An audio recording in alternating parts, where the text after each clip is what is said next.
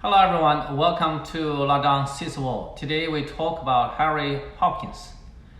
We know Franklin Roosevelt, U.S. President in Second World War, in his domestic and foreign policies, and among his assistants and confidentials, the one he believed the most was this Harry Hopkins. Based on Roosevelt, during his presidency, that all the people around and wanted something out of him. Yet only this Hopkins asked for nothing except to serve. Hopkins had been faithful and devoted regardless of himself. In July 1945, after Second World War, he resigned from the cabinet. Before his leaving, General Marshall said to him, "You have contributed greatly to our winning the Second World War, though not so many people know the truth." According to Marshall, his own promotion to U.S. Army Chief of Staff also benefited from Hopkins' recommendation to the president. On August 17, 1890, Harry Hopkins was born in the city of Sioux, Iowa. He was the number 4 in the family's 5 children. His mother was Anna, schoolteacher, Christian, and his father, Davy, a small business owner and mainly a harness maker. For making a living, their family moved several times. When he was young, Hopkins afflicted typhoid and had been very feeble and was called skinny, and with impaired eyesight, which failed him joining the army in the First World War. He was fond of reading, yet his read was mediocre. He was thin and tall and enjoyed the baseball game and performed well. He was outspoken and with high EQ and good at social and public works, which mainly made his success later. In 1913, he graduated from Grinnell College and got a job for a newspaper in Montana State. Yet, by recommendation of a professor of the school, he chose to go to the slums in New York as a volunteer of the church, with the organization named like AICP, that's the Association of Improving Conditions of the Poor. Then his income was only $5 a month. Yet his effort and devotion got him a promotion, and his income increased to $40 a month the next year. After the First World War, Hopkins joined in the American Red Cross and was assigned to work in New Orleans and Atlanta, and soon became the supervisor in the Southeast region. In 1921, he returned to New York, continued his work in charity and public affairs, helped in solving unemployment relief and medical improvements. He came to be well-known and influential with his salary up to $8,000 a year.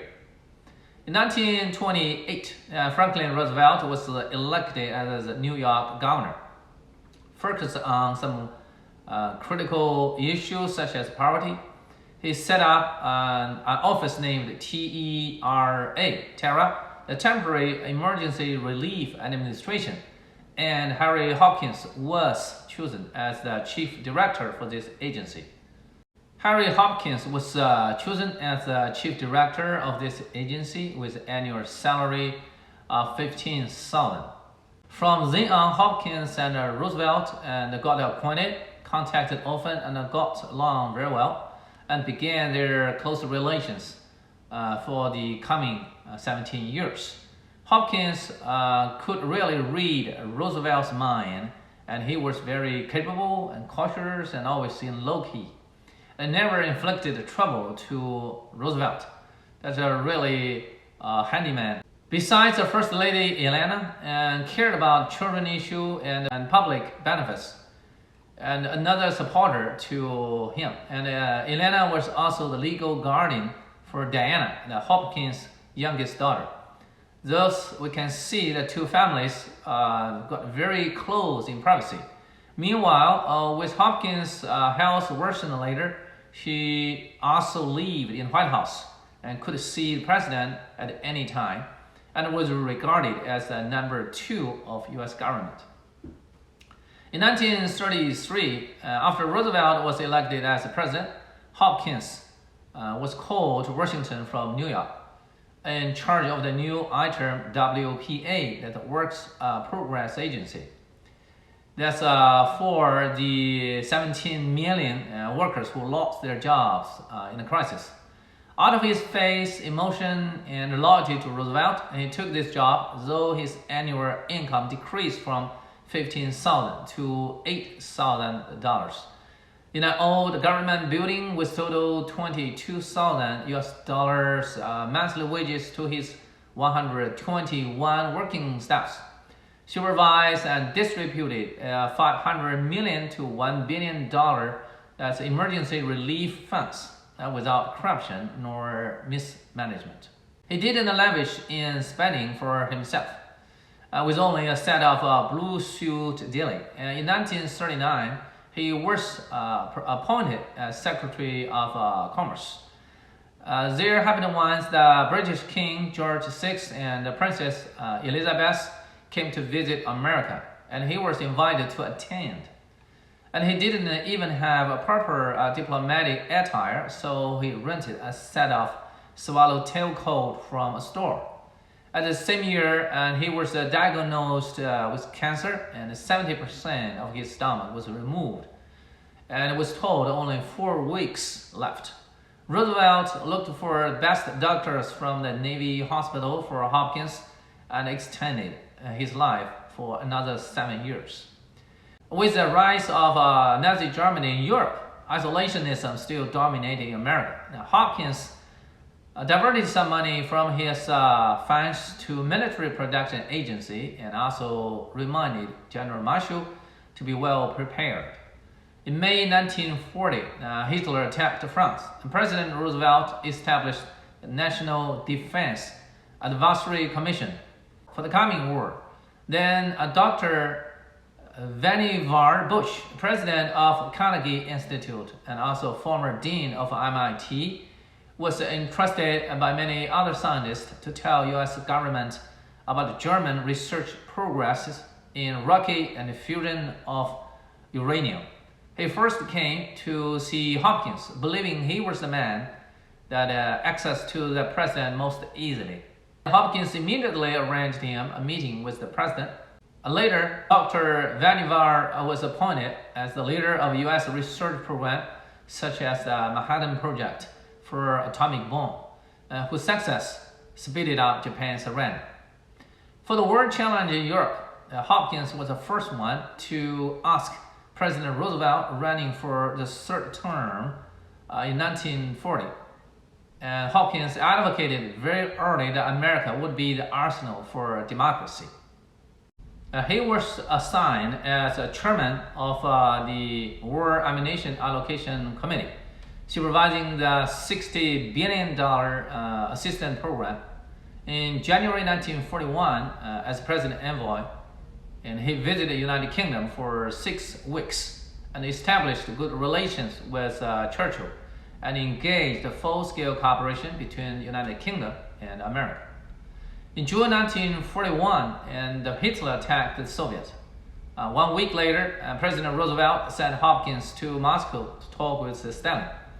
In his letter to Stalin, Roosevelt said, "You may totally believe in Hopkins. He is the man." Stalin told Hopkins in great detail of Soviets' deployment situation and the urgent needs in arms and supplies, hoping assistance from America, especially the metal of aluminum for producing fighters. Based on Hopkins, the Soviets would not be easily defeated, strong enough to hold Hitler's attack. He reported all the information and his assessment to the president and criticized the briefs from U.S. Embassy in Moscow too pessimistic, incomplete, and with prejudice. In December 1941, Japan raided Pearl Harbor, and America declared war to Japan. Churchill immediately visited Washington and discussed a joint operation between the two countries. making sure to defeat Germany first, and then Japan the next. America focused on working together for a joint commanding, yet the British prefer being separate. Finally, this agreement was solved through Hopkins. Churchill lived in the White House during his visit, and Hopkins often mentioned a story telling the intimate relationship between two countries, or between Churchill or Roosevelt. It was said that one day Roosevelt entered Churchill's bedroom on his wheelchair when Churchill was just out of the bathtub, not fully closed yet. Churchill joked for the embarrassment, before US President, I, as the UK Prime Minister, nakedly candid and nothing to hide. Later, Churchill himself heard of the story and said, I at least wore a bath towel at that time. Hopkins was with Roosevelt for all the summit meetings in Second World War, Genscher, Casablanca, Cairo, and Tehran, Yalta. And after Truman's succession as president, he flew to Moscow as a special envoy for the last time, discussed with Stalin for the coming Potsdam summit meeting. In February 1944, Hopkins' son, Stephen Peter Hopkins, was killed in Marshall Islands operation at the age of 18. On February 14, 1945, President Roosevelt passed away. On January 29, 1946, Harry Truman died of sickness at the age of 56. Before his death, he had been hospitalized for 2 months and also was busy in preparing his memoir. He almost ran out of his money and had to borrow from his friends.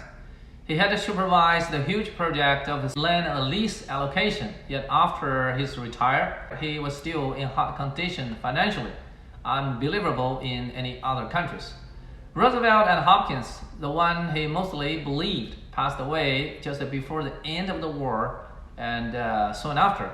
They too came to America just like for a mission to help over the crisis of the Second World War. And after success being achieved, they just left this world quietly. Here comes the end of today's program. Thank you for your watching and see you next time. Thank you, bye.